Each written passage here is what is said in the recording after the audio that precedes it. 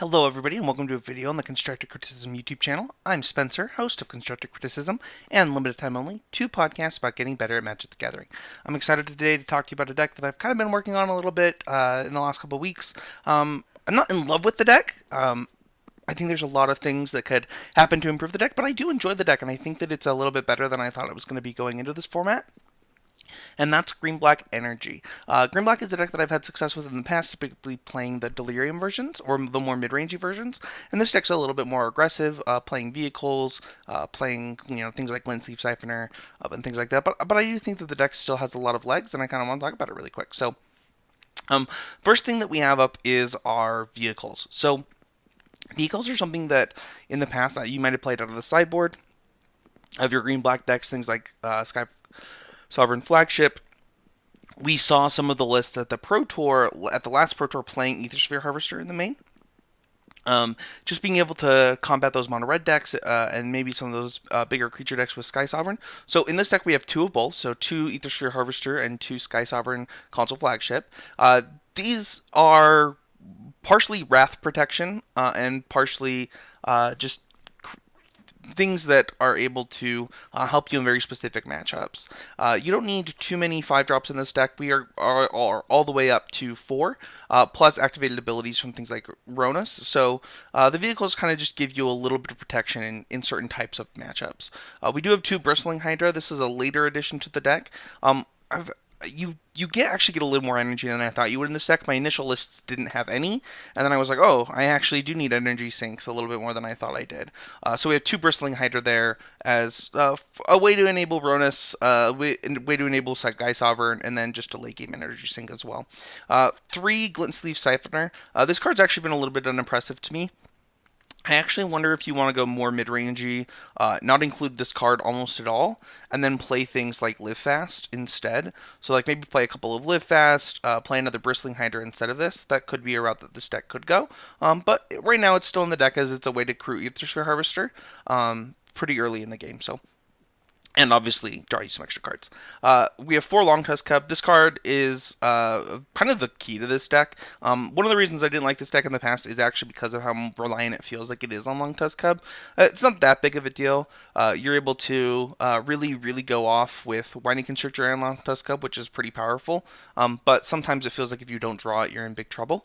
That is one of the reasons to continue to play things like Glint-Sleeve Siphoner and the vehicles, is just to give you a little bit more push in certain matchups.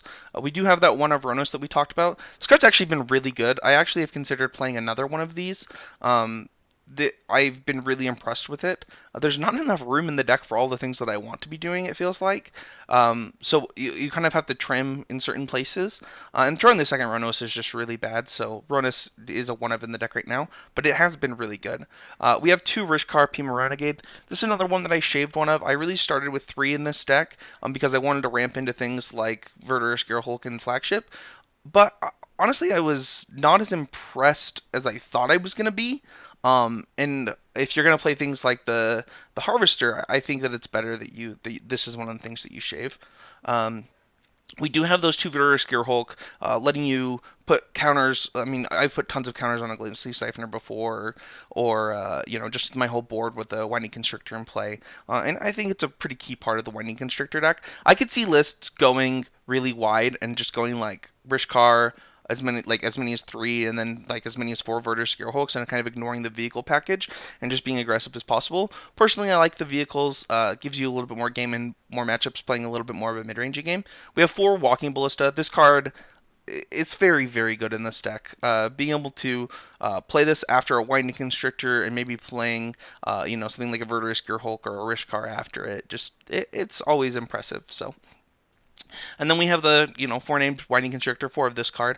Kind of pivotal to the deck as it gives you more energy and more counters on your things, kind of bringing the deck together. Your best draws typically are where your Winding Constrictor lives, letting you beat things like Mono Red a little bit more easily, letting you go big enough to really compete against the control decks. The control decks can be a hard matchup for you if you don't have your Winding Constrictor live, and it's actually why the matchup is so hard for you, because they're breaking up your synergies. So Winding Constrictor is pretty important. So important that I do have a Blossoming Defense in the main to protect some of our synergies.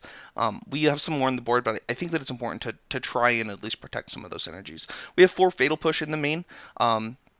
Just being able to efficiently deal with things like Longtusk Cub and opposing Winding Constrictors, maybe some of the creatures out of Mono Red and things like that. And then you do have a couple of ways to trigger it with things like Evolving Wilds. So we have one Vraska's Contempt. This card is okay. I really wish it was a murder. I've almost considered splashing red in this deck just to get unlicensed disintegration. That's how much I wish it was a murder, but you know, it's okay. Like, it kills opposing planeswalkers and big things that you want to deal with at instant speed. So it's just fine. My previous lists have typically played like things like Two Never Return, but this one is playing some amount of Skysovereigns in removal spots. So we also have 4 Attune with Ether, making up a huge part of the deck. Is like, your deck is so much better when you draw turn 1 Attune, because it starts your game off in the right place, letting you get an early activation on your Longtusk Cub on the play. Putting it to a 4/4 pretty quickly is pretty important in a lot of matchups. So we have 2 Walk the Plank. This card's actually been a little bit better than I thought it was going to be. I in my initial testing, I was like, oh, this is just going to be like super bad, and it's fine.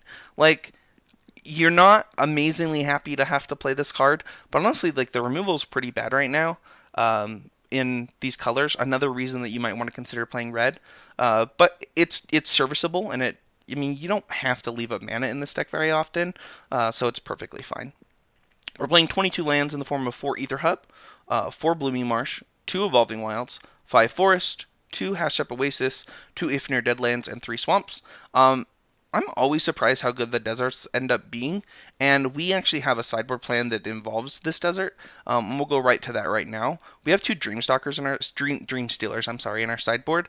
Being able to pump that up with either Ifnir Deadlands or the Blossoming Defense in the main, or the counter synergies between Verdurous Gearhulk and Rishkar, makes Dreamstealer a pretty okay addition out of the sideboard. It's something that I tried at GP Denver that I really liked, and that I think I'd like to continue with. So we also have 2 more Blossoming Defense out of the sideboard, specifically to help out that Dreamstealer sideboard plan against the control decks, being able to maybe go into like Duresses and Blossoming Defenses, and a little bit and some Dreamstealers is pretty powerful. So we have 2 Dissenter's Deliverance in the sideboard.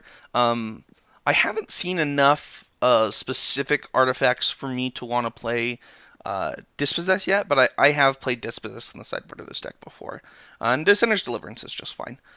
We have 1 Vraska Relic Seeker. This card's okay. It is something that I wish drew me cards rather than made pirates, but it's good enough. It's serviceable in matchups where you want it. We have 2 Doomfall and 3 Duress. Doomfall is in this deck because it serves multiple purposes.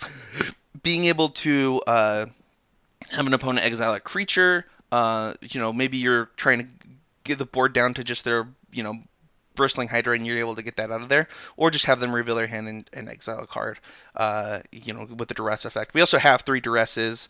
We have 1 Never Return. This is one that I had to cut for some Doomfalls. If I didn't play Doomfall, I could see myself maybe playing more Never Return. And then we have 2 Yahenni's Expertise, being able to kind of round out our deck a little bit against the aggro decks, kind of put ourselves into a more mid-range style deck, and try and beat them that way. So that is it for Green-Black Energy this week. Please leave a comment. Let me know what you think of the deck list, any suggestions that you might have. If you have any thoughts on splashing red, I'd love to talk about that. Thank you, everybody. You can go to patreon.com/ccmtg to become a patron of this show, or this content, as well as Flipside Gaming. Use the code CCMTG at checkout, all capitalized, and you'll get a percentage off your order, and they'll ship me a little kickback. So thank you, everybody, for watching, and we'll see you guys all next week. Hey everybody, thank you so much for watching this video today. I just wanted to have a quick request. If you have type of content that you feel like you don't get enough of on Magic YouTube channels, please leave a comment and let me know what type of content you're looking for. I'm looking to expand the amount of YouTube content that I do. So far I've gotten some great suggestions, like a weekly Build It video with Sealed. We're bringing back the testing videos as soon as the new Oasis games opens up.